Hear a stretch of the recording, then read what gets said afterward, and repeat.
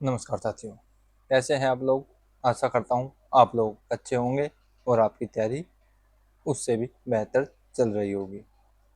तो दोस्तों, आज का हमारा टॉपिक है विदेशी आक्रमण। दोस्तों, तो आज हम चर्चा करेंगे भारत पर हुए विदेशी आक्रमण और उनको करने वाले शासकों के बारे में और उनके मुख्य कारण। तो चलिए शुरू करते हैं आज का टॉपिक। और उससे पहले एक बार नज़र डाल देते हैं लास्ट वीडियो में पूछे गए क्वेश्चन के ऊपर। लास्ट वीडियो में जो क्वेश्चन पूछा गया था वह था, भरहूत स्तूप का निर्माण किसने करवाया। तो दोस्तों, इसका सही आंसर है पुष्यमित्र शुंग। तो चलिए आगे बढ़ते हैं आज के टॉपिक की ओर। तो दोस्तों, भारत पर जो आक्रमण हुए विदेशी, उनका कारण क्या था। भारत प्राचीन काल से ही अपनी आर्थिक समृद्धि और भौतिक संपदा के लिए विश्व विख्यात रहा है। यही कारण है पहले हमारे देश को सोने की चिड़िया कहा जाता था, और यही वजह है रही कि विदेशी आक्रामकों के लिए हमारा देश हमेशा से आकर्षण का केंद्र बना रहा। और दोस्तों, हमारा देश आर्थिक रूप से काफ़ी समृद्ध था और इसीलिए यह विदेशियों के लिए आकर्षण का केंद्र था। ठीक है दोस्तों, तो चलिए आगे बढ़ते हैं। तो हमारे देश पर जो सबसे पहले विदेशी आक्रमण हुआ वह हुआ हक्कामनी साम्राज्य, जो कि ईरान का एक साम्राज्य हुआ करता था। उसने भारत पर सर्वप्रथम आक्रमण किया। हक्कामनी साम्राज्य के सम्राट साइरस ने सबसे पहले भारत पर आक्रमण किया, जो कि एक असफल आक्रमण था। उसके बाद दारा प्रथम ने भारत पर 516 ईस्वी पूर्व में आक्रमण किया और गंधार को जीतकर फारसी साम्राज्य में मिलाया। तो दोस्तों, सबसे पहले सफल आक्रमण जो किया वो दारा प्रथम ने किया, और सबसे पहले विदेशी आक्रमण जो किया वो साइरस ने किया। ठीक है दोस्तों, ये चीज़ आप नोटिस कर लेना कि साइरस जो था वो विदेशी आक्रमण करने वाला सबसे पहला शासक था, और सबसे पहला सफल आक्रमण करने वाला शासक दारा प्रथम था। कहीं पर इनका नाम डेरियस दिया हुआ है, डायर वह भी दिया हुआ है। ठीक है दोस्तों, इन्होंने सबसे पहले गंधार को जीता था। हेरोडोटस कहता है कि भारत का पश्चिमोत्तर क्षेत्र दारा के साम्राज्य का 20वां प्रांत था। ठीक है दोस्तों, तो चलिए आगे बढ़ते हैं। उसके बाद ईरानी साम्राज्य के शासक को पराजित कर अब यूनानी मुख्य शक्ति के रूप में सामने आए। फिलिप द्वितीय, जो फिलिप द्वितीय थे दोस्तों, 359 ईसा पूर्व में मकदूनिया के शासक बनते हैं। वो शासक के रूप में आते हैं, परंतु 329 ईस्वी पूर्व में उनकी हत्या कर दी गई। 329 ईसा पूर्व में उनकी हत्या कर दी गई और 20 वर्ष की आयु में सिकंदर मकदूनिया का नया शासक बन जाता है। ठीक है दोस्तों, मात्र 20 वर्ष की आयु में सिकंदर मकदूनिया का शासक बन जाता है, और सिकंदर के द्वारा भारत पर आक्रमण किया जाता है 326 ईसा पूर्व में, जो कि काबुल के क्षेत्र पर किया जाता है। तक्षशिला के शासक आम्बी ने सिकंदर के समक्ष आत्मसमर्पण कर दिया था दोस्तों। और कुछ विद्वानों का यह भी मानना है कि आम्बी और शशिगुप्त ने ही सिकंदर को भारत पर आक्रमण करने के लिए आमंत्रित किया था। ठीक है दोस्तों, चलिए आगे बढ़ते हैं। सिकंदर का सामना हुआ पोरस, जो कि भारत के एक महान प्रतापी शासक हुआ करते थे। पंजाब के शासक पोरस से हाइड स्पीसीज या झेलम का युद्ध जिसको बोलते हैं दोस्तों, झेलम का युद्ध जो है वह दो नाम से जाना जाता है, हाइड स्पीसीज और झेलम का युद्ध और विस्तता का युद्ध। पोरस का सामना जब सिकंदर का सामना जब पोरस से हुआ तो इनके बीच में एक भयंकर युद्ध हुआ और अंत में पोरस को बंदी बना लिया गया। तो सिकंदर ने पोरस से पूछा कि बताइए मैं आपके लिए आपके साथ किस तरह का बर्ताव करूं। तो पोरस का कहना यह था कि आप मेरे साथ उसी तरह का बर्ताव कीजिए कि युद्ध के दौरान जैसा एक राजा दूसरे राजा के साथ करता है, या एक शासक दूसरे शासक के साथ जिस तरह का व्यवहार करता है, आप मेरे साथ उसी तरह का व्यवहार कीजिए। तो पोरस की यह बात सुनकर सिकंदर काफी प्रभावित हुए और उन्होंने पोरस को आजाद किया और उनका राज्य उनको लौटा दिया। इस समय अशक और अशक जो कि जिसकी राजधानी मशक थी, यह एक सीमांत गणराज्य था। यहाँ के पुरुष सैनिक मारे जाने के बाद स्त्रियों ने शस्त्र धारण कर लिए थे। युद्ध में स्त्रियों ने हिस्सा लेना शुरू किया। सिकंदर ने इन सभी स्त्रियों को मौत के घाट उतार दिया था। दोस्तों, सिकंदर भारत में कुल 19 माह तक रहा। उसके बाद जब सेना ने व्यास नदी पार करने से मना कर दिया, तब सिकंदर वहां से वापिस लौट गया। तो वह अपने विजित क्षेत्र को अपने सेनापति फिलिप को सौंपकर स्थल मार्ग से 325 ईसा पूर्व में वापस चला गया। ठीक है दोस्तों, रास्ते में बेबीलोन में 323 ईसा पूर्व में 33 वर्ष की अवस्था में सिकंदर की मृत्यु हो गई। उसने विजय के उपलक्ष्य में निकेया और अपने प्रिय घोड़े के नाम पर बुकफला नामक 2 नगरों की स्थापना की। आप इनको नोटिस कर लीजिएगा, एक निकेया और दूसरा बुकफला। ठीक है दोस्तों, सिकंदर के साथ आने वाले लेखक निरियाकस, आनेस्क्रिट्स, अरिस्टोबुलस, ये तीनों लेखक सिकंदर के साम्राज्य का हिस्सा थे। ये उनके साम्राज्य की विभूति में आते थे। और दोस्तों, सिकंदर एकमात्र ऐसा शासक था जिसका जन्म, मृत्यु और संस्कार, अंतिम संस्कार, तीनों चीज अलग अलग देशों में की गई। उसके बाद आते हैं हिंद यूनानी। सर्वप्रथम जिन्होंने भारत में सोने के सिक्के चलवाए वह थे हिंद यूनानी।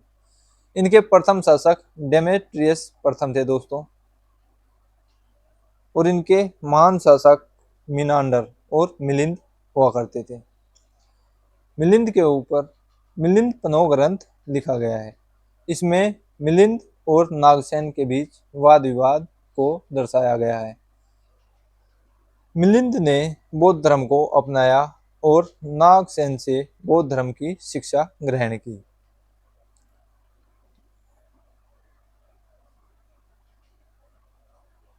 पर्दे का प्रचलन भी हिंद यूनानियों से ही भारत में आया। हमारी प्रथा में जो पर्दा प्रचलन है वह हमें हिंद यूनानियों से मिला। उसके बाद आते हैं सीथियंस और शक। मूलतः मध्य एशिया के निवासी हुआ करते थे।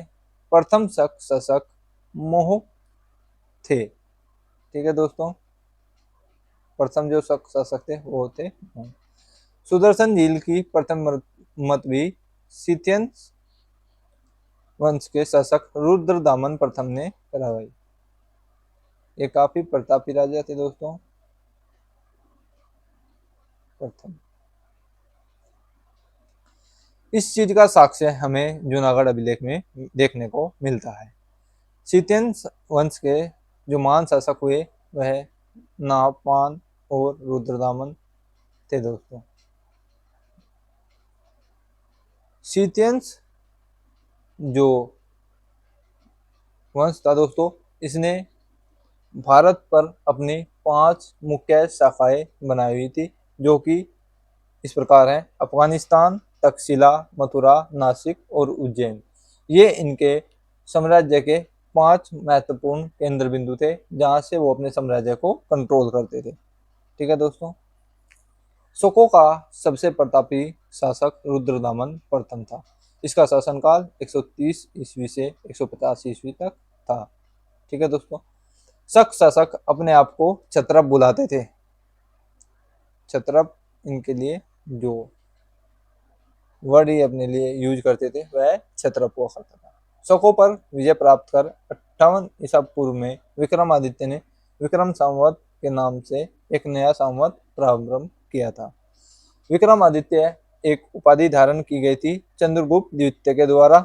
दोस्तों, रुद्रसेन तृतीय को हराने के बाद चंद्रगुप्त द्वितीय ने अपने आप को विक्रमादित्य की उपाधि से नवाजा था और इन्होंने शक वंश का विनाश कर गुप्त साम्राज्य की स्थापना की थी। दोस्तों,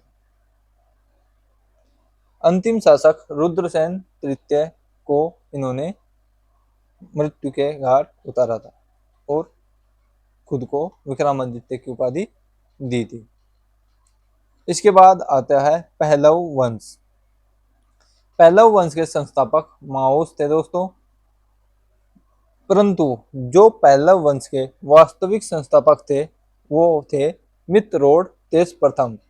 मित्ररोड तेज प्रथम को पहलव वंश का वास्तविक संस्थापक माना जाता है।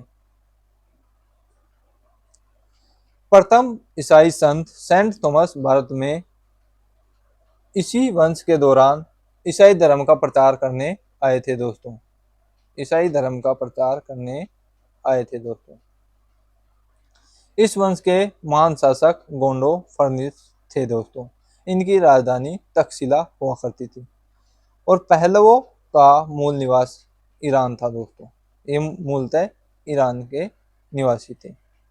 चलिए दोस्तों, आगे बढ़ते हैं। कुषाण वंश। कुषाण यूची नामक कबीले के थे। यूची जो है वह एक कबीला हुआ करता था और उसके 5 भाग हुए और उन 5 भागों में से एक भाग कुषाण हुआ करता था। इनके संस्थापक कुजुल कडफिसस थे। दोस्तों, इन्होंने तांबे के सिक्के चलवाए। कुजुल कडफिसस के उत्तराधिकारी विम कडफिसस हुए। दोस्तों, इन्होंने तांबे और स्वर्ण सिक्के चलवाए और उन पर शिव पार्वती और नंदी की तस्वीरें मिली। ठीक है दोस्तों, चलिए आगे बढ़ते हैं।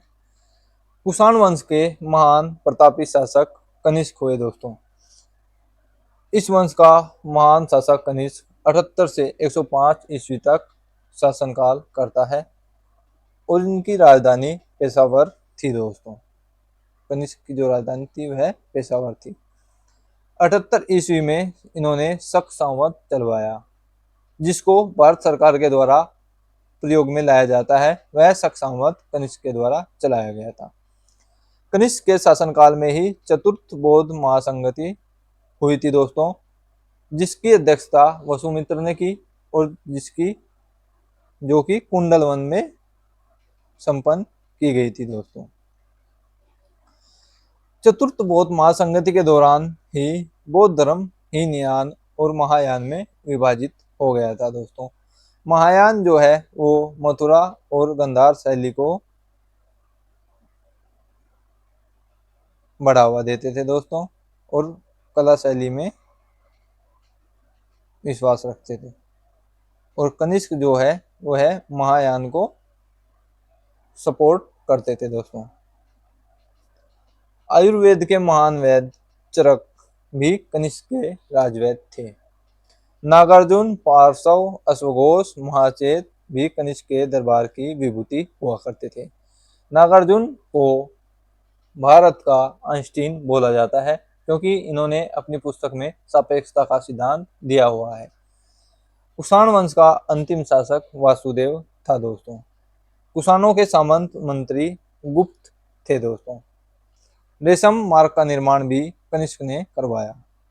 कनिष्क के शासनकाल में वास्तुकला को बहुत ही महत्वपूर्ण भूमिका दी गई और वास्तुकला का काफी विकास कनिष्क के शासनकाल में हुआ। दोस्तों, उसके बाद चर्चा करते हैं अरब आक्रमणकारियों के बारे में। भारत पर होने वाला प्रथम मुस्लिम आक्रमण अरब क्षेत्र की ओर से हुआ। दोस्तों, जिसमें सबसे महत्वपूर्ण नाम आता है मोहम्मद बिन कासिम का। अरब आक्रमणकारी का जो कारण था दोस्तों भारत पर आक्रमण करने का, वह क्या था? तो चलिए देखते हैं अरबों ने भारत पर आक्रमण क्यों किया। क्योंकि लंका की ओर से आने वाले अरबियन जहाज़ों को देवल के डाकुओं ने लूट लिया था। और यही घटना थी जिसके कारण भारत पर अरब आक्रमण का तत्कालीन कारण यही सिद्ध हुआ। अरब का जो शासक था दोस्तों, उसने अपने सेनापति को भारत पर आक्रमण करने के लिए भेजा, लेकिन वो विफल रहे। परंतु उसके बाद उन्होंने 17 वर्षीय मोहम्मद बिन कासिम को भारत पर आक्रमण करने के लिए 711 ईस्वी में भेजा दोस्तों।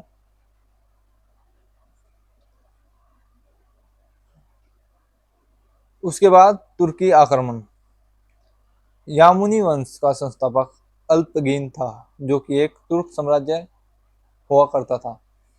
अल्पगीन का पुत्र सुबुदगीन पहला तुर्की शासक था जिसने भारत पर आक्रमण किया। तो पहला तुर्की शासक अल्पगीन था जिसने भारत पर आक्रमण किया। ठीक है दोस्तों। उसके बाद अल्पगीन के पुत्र महमूद गजनवी ने भारत पर 17 बार आक्रमण किया दोस्तों। विद्वानों ने इतिहास जगत का प्रथम सुल्तान महमूद गजनवी को माना दोस्तों। इसने भारत पर 1009 से 1027 तक कुल 17 बार आक्रमण किए। और इन आक्रमणों का उल्लेख विद्वान हेनरी इलियट ने किया। चलिए दोस्तों आगे बढ़ते हैं। इसके बाद तैमूर लंग आए।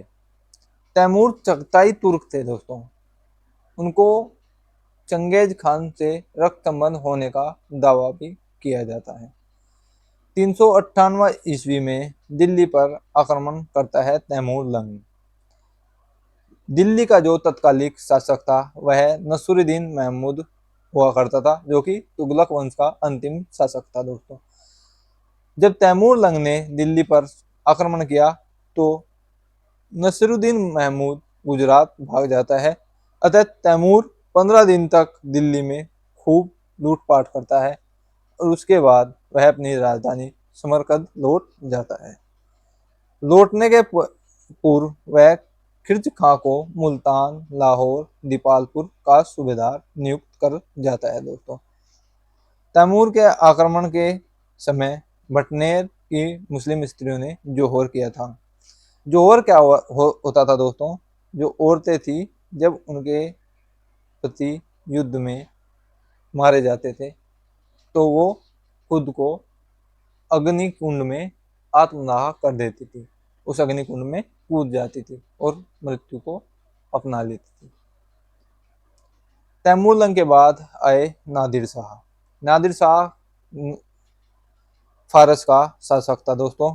नादिर शाह को ईरान के नेपोलियन के नाम से भी जाना जाता था। भारत पर आक्रमण के समय मुगल शासक मोहम्मद शाह हुआ करते थे।